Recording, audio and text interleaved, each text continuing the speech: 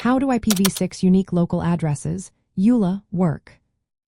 Imagine having a special address that keeps your network private but still ensures no conflicts with other private networks.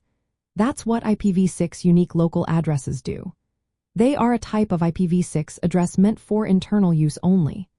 Think of them as the private addresses of the IPv6 world. They're similar to the private addresses used in IPv4, like 190.168xx, but designed for the newer IPv6 system. These addresses are not meant to be seen or used on the public internet. Instead, they work within your local network or between a few connected networks. This helps keep your data safe and your network organized. IPv6 unique local addresses come from a specific address range called FC00/7. That means their first 7 bits are always set to 111110. This covers addresses starting with either FC or EFT. Addresses starting with FC are reserved for future use, while EFT addresses are currently used for local networks. The key part of these addresses is the global identifier, which is a 40-bit random number. This number helps make sure that each private network has a unique address space. It's like giving each network its own unique fingerprint so there are no overlaps. The structure of a ULA includes several parts. First, the address begins with the fixed prefix FC00/7. Then, a single bit called the L bit indicates if the address is locally assigned or reserved for future global use. Usually the addresses start with FD00/8, which means the L bit is set to 1. Next comes the 40-bit global ID, which is randomly generated to avoid conflicts. After that, there is a 16-bit subnet ID, which allows dividing the network into smaller parts. Finally, the last 64 bits are used for the interface ID, which identifies individual devices or interfaces on the network.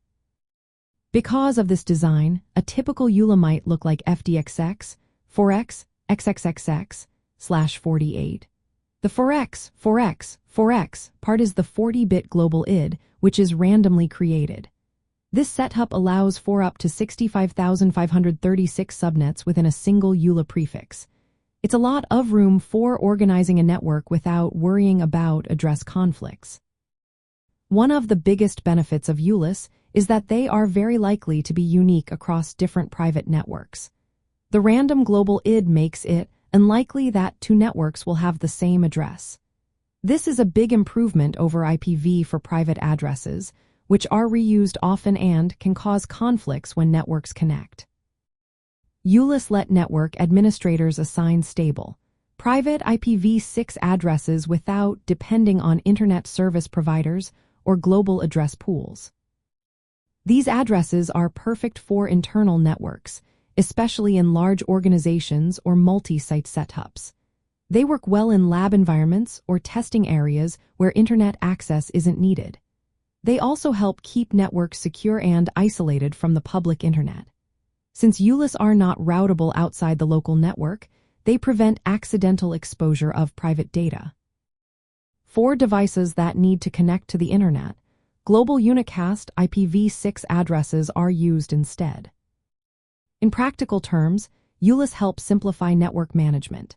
They provide a consistent way to assign addresses inside a company or data center. They also make it easier to connect multiple private networks securely through virtual private networks. Because they don't rely on external address registries, they reduce the complexity of address planning. They also eliminate the need for network address translation, which is common in IPv for private networks. In summary, IPv6 unique local addresses work by creating a private, globally unique address space that stays within your network.